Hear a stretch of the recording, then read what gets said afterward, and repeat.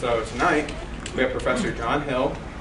He's a professor of law and adjunct professor of philosophy and a Grimes Fellow at IUPUI. He earned bachelor and master's degrees from Northern Illinois University and his law and doctoral degrees from Georgetown. And he's the author of several books and articles in the fields of law and philosophy. And apparently in his spare time, he enjoys music and plays the blues and jazz piano. So please welcome Professor Hill. All right. Thank you. Well, the last part was the most important. So, well, it's a pleasure to be here, everybody. Thanks for coming. And Jason asked me to talk about in some sense, about how philosophy is relevant and important in contemporary culture, politics, law. So I'm going to do that. I'm a law professor by trade, I suppose you'd say, and I do teach bread and butter courses at the law school, constitutional law, civil procedure, torts, and other classes. But I sneak as much philosophy in as I can. So I teach a upper division class in jurisprudence, which is basically a philosophy of law class. And I also teach some bioethics in law. So I get a chance to do my philosophy as often. Well, I sneak it in all liberal, let's just say. So I thought perhaps a good way to approach the topic for this evening is first with a general thesis, and then maybe to dip in and talk a little bit about particular issues that I think are relevant where philosophy can shed some very, very important light. Let me begin by telling a story. I have a friend, another law professor at another school, who approached me one day and said, "Why is it that you guys who have a philosophy background, you're either really radical or you're really conservative?"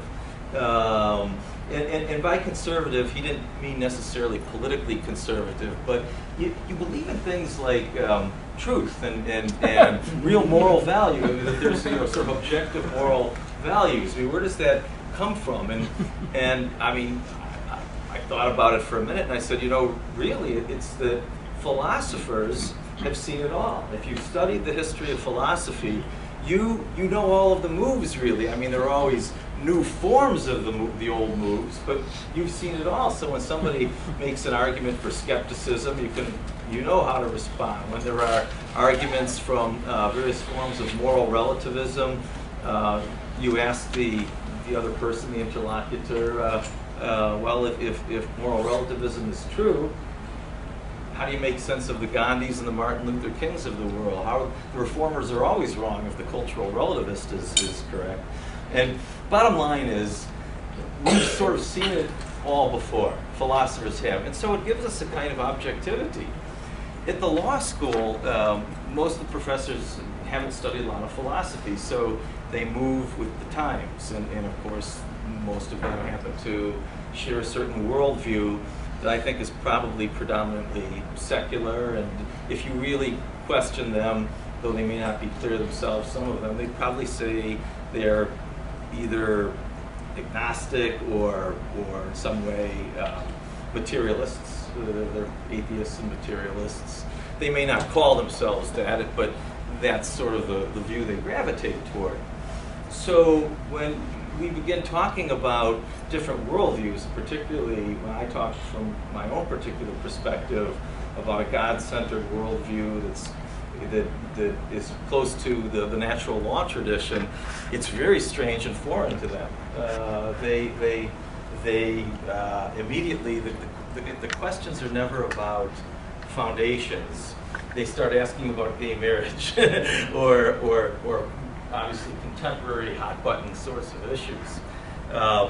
So I think it's an important thing always for the role that philosophers sort of play always is to lead people back to the fundamental questions and to show them how having a particular worldview, again, sometimes people aren't very clear about what their worldview is, but how having a particular worldview does have consequences. We don't always draw the consequences, but often there's a worldview behind, sort of vaguely behind the assumptions and the conclusions people are drawing. The British, it was a British writer and philosopher, Iris Murdoch, who died about a decade ago, but one night I was reading an essay of hers, and this line jumped out at me, and it said, "It's easy to say there is no God. It's not so easy to believe it and to draw all the consequences." And that particular line just, I went over it and over it and over it, and in a very strange but direct way, it played a role in my own subsequent philosophical and theological and real conversion. Because I had been struggling in my own career for years to try to make sense of the most important moral and political values that we as lawyers embrace. But I couldn't do it from the standpoint of the sort of the secular materialistic worldview that I took for granted. I mean, I was an atheist and materialist, and so I had spent many years was fascinated with the problem of freedom and making sense both of freedom in an internal sense, the idea of freedom of the will, or freedom of choice in some internal sense, and liberty in an external sense, the idea of political liberty. But I couldn't make sense of how those two sort of connected up, because most materialists have to embrace or do embrace a form of determinism. I don't know how many of you are familiar with the concept of determinism, but basically the idea that that everything works in sort of a cause and effect way. That there's a sort of an iron law of cause and effect, and that given any effect, there were certain precipitating causes. And given those causes, only one effect could actually occur. I sort of had always assumed that had to be true. But I couldn't make sense of, if this is what we as good secular liberal lawyers believe, why do we make freedom of choice really our central animating value? So I sort of became, I was struck by the fact that there were these conundrums or disconnects between the values that we hold and the underlying metaphysical foundations that really didn't support those particular values.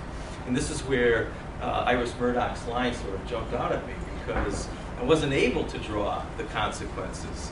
And it's my sense that we live in a fascinating time, because I think we really are at sort of a crossroads in this respect. I mean, we have, again, central values, liberty, freedom, human dignity, equality, responsibility. But these values turn out to be notoriously difficult to unpack and to provide a foundation for if we're materialists or agnostics. Agnostics is another matter, but particularly if we embrace some hardcore materialism. They're very hard to make sense of. And so I began sort of looking again, I mean, as a law professor this time, but sort of retracing the history of Western philosophy. And I became convinced, and I am convinced, that much of modern thought, really beginning with Descartes and Locke, begins to sort of straddle this line where, I mean, in the more I sort of studied Locke's life and Descartes' life, to see how profoundly conflicted they were in many ways between their sort of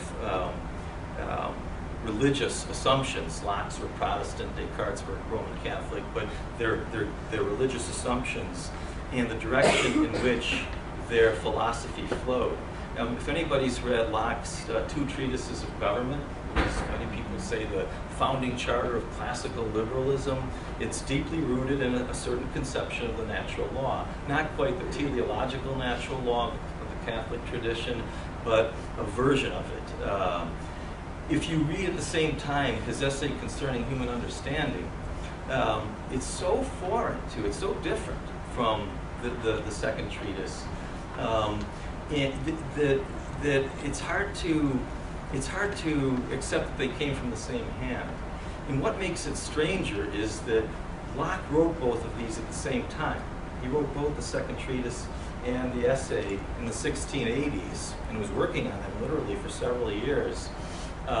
Yet one, that is the essay, really the fount of modern empiricism, is so hard to square with some of the things he says in the Second Treatise and vice versa. And so, back to the story in a general way, Locke, among others, by looking at his sort of his life and thought, I became increasingly convinced that a lot of modern thought, that much of modern thought, is really kind of an attempt to hold on to some of the basic values and ideals that come to us from the classical liberal political tradition. Again, human dignity, the sanctity of human life, responsibility, freedom. We want to hold on to these ideals. They're central to the liberal tradition, and yet increasingly we're moving in the direction of a very different worldview, a more secular, materialistic worldview, and one that I think is impossible to reconcile with those other values. So, the bottom line is it was for me, my own, I mean, speaking personally for a moment, my own personal conversion was deeply connected with coming to certain intellectual realizations about the course of modernity. And in the end, I think it's fascinating the way philosophy in its sort of 2,500-year history or so has really come full circle. That many of the debates that we're having today echo eerily and revealingly the same sorts of issues that were the source of debates between Protagoras and Plato, for example, or the sophists in Plato. Questions about moral truth, questions about truth generally.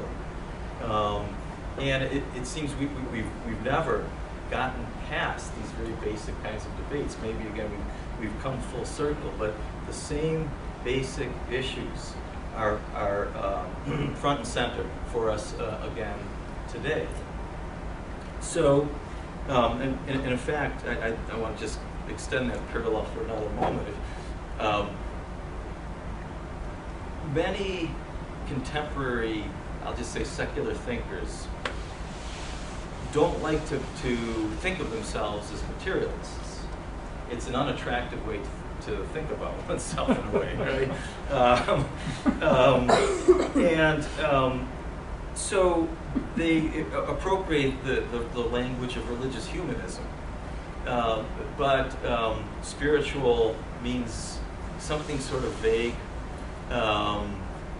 Notions of God are replaced by notions of community. But we see the same sorts of things happening in an analogous way back in Protagoras' time. Protagoras was a student of Democritus, the first great materialist.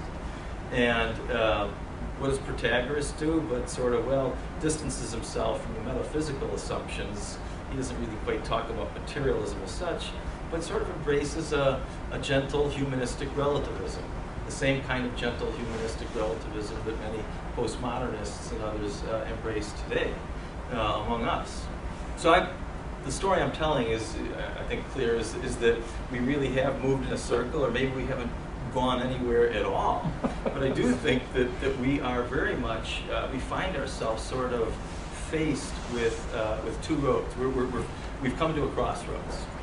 And I think that we have to decide, thinking people in particular, who are going to influence the ideas of others in the future, have to decide what is the reigning metaphor or paradigm that we're going to use.